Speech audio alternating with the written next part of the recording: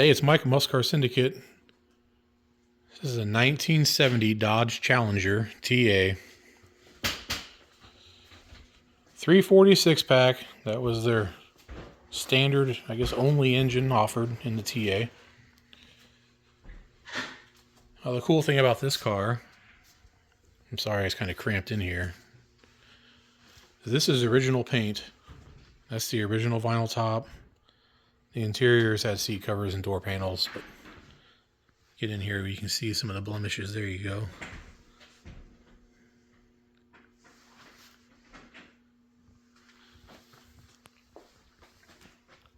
This is one of the 989 known 4-speeds. Supposedly there's around 2,399 or 2,400 built for the TA. It's a little over 2,700 for the AAR, its sister, but the antenna being on the quarter panel, that is standard on the TA because they thought that the fiberglass hood would allow interference from the ignition into the radio. Flip-top gas caps, part of the package. That is the original locking gas cap. That was part of that. 15-inch rallies were part of the package, and this was the AAR. They were the first to have a staggered tire package from the factory. I think it was E's and G's. Cannot remember, so don't quote me. Like E60 on the front, G60 on the back.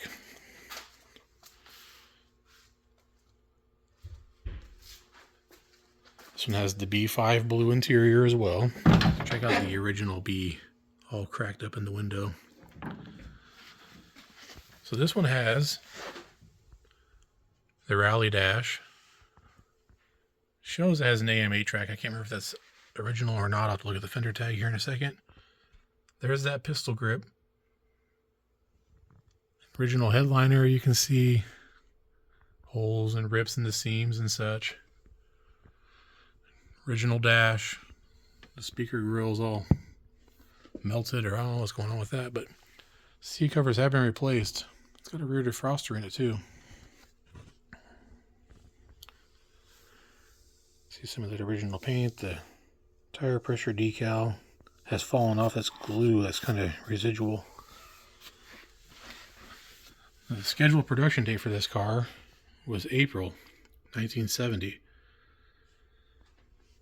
And if my memory serves me correctly, March 10th to April 21st was the production run of these cars. Here we see the V6H stripe. That was part of the package.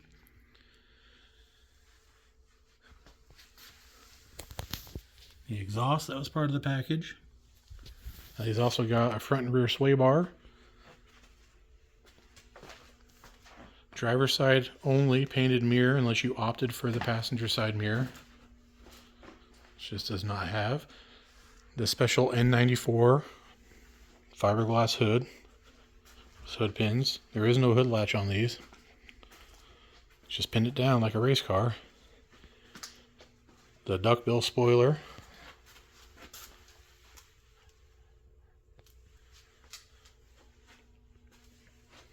A53 on the fender tag is the Trans Am package. I'm going to pause it here and get this hood opened up.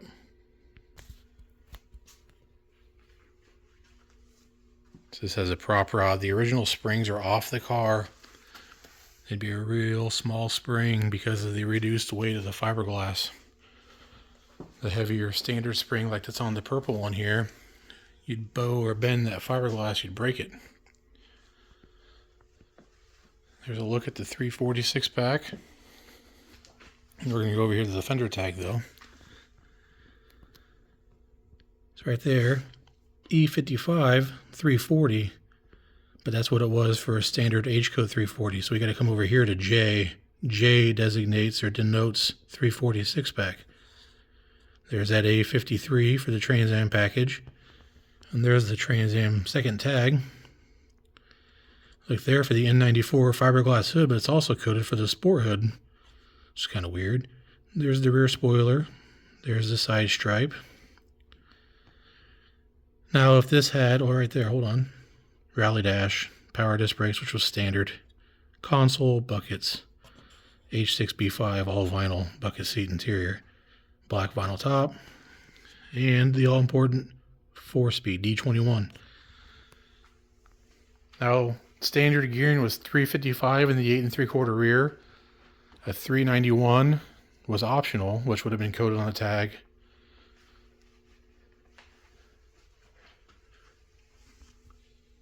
The fenders are blacked out on the inside on Trans Am cars.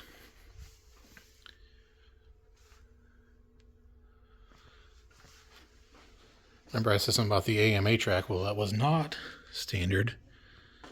Or it was not optioned. This had the 2-watt Music Master AM radio when it was new.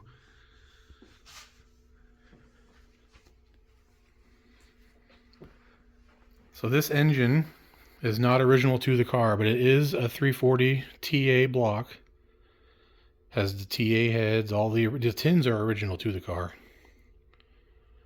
But the VIN on this engine is 4 numbers away from this car out of another wrecked TA.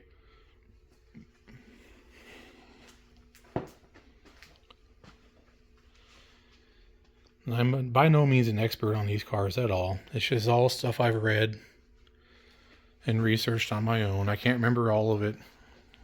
I don't have any cliff notes or nothing right now, so I'm just kind of going off of memory and things I've seen and read and talked to with other people. Like I said, this is the original vinyl top. It does have rust going on underneath it. I do believe the lower quarters had been fixed and blended, but you can see here, I got some bubbles and things up here. Cracking in the original decal. It's got its little battle wounds, dents and dings and such, but overall it's a very neat car.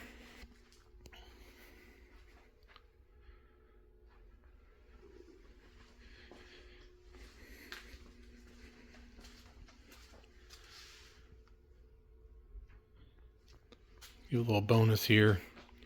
This is my 70 Challenger, never mind the flat tire. It's just rollers. I gotta air it up every time I do something on it.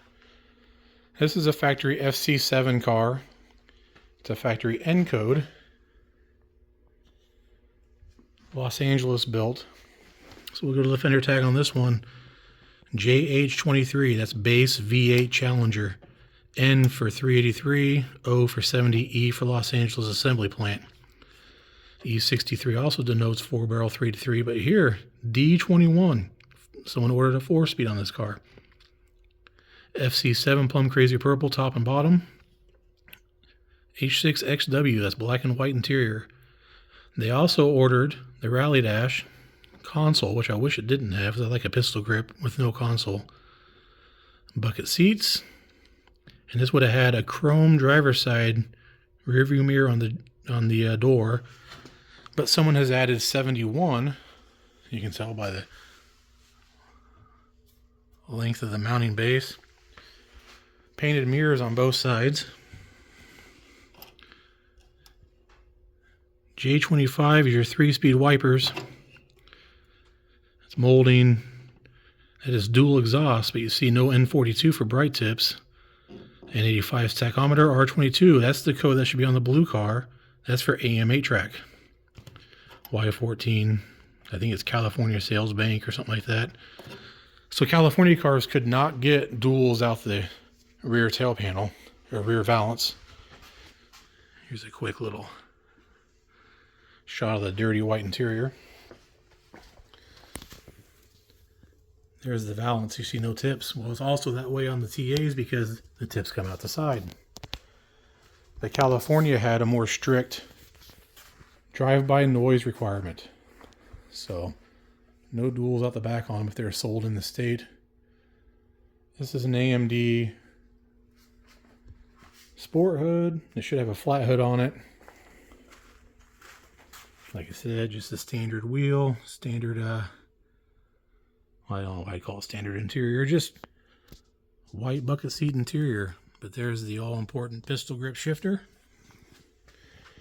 Here's the 3 speakers I was talking about earlier. Maybe it was just in my mind, I can't remember. 3-speaker dash, part of that R22. They've added AMD trunk lid and spoiler from somebody. Never mind the mess. And this has a flip top cap. That's probably been on there for a long time, but it's not coated, but I don't know if it would be coated. So I'm not sure about that. And this is the standard 323 rear gear. This would be the emblem you would get on your Encode non-RT.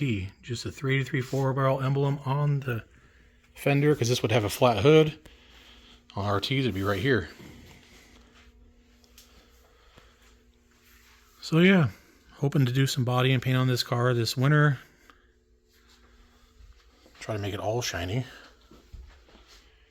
Now, this block is not stamped. It's a 1970 block, so I don't know if it's an HP block. I don't know if it's a warranty block. I don't know what the deal is with it. I haven't got into it. The 4-speed is not original to the car, and the rear end is not original to the car. So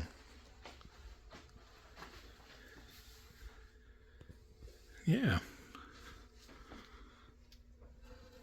I can't get in there, but I don't think that it's got anything stamped on that pad, so I'm not sure. I haven't really dug into it. It's got a lot of paint on it. So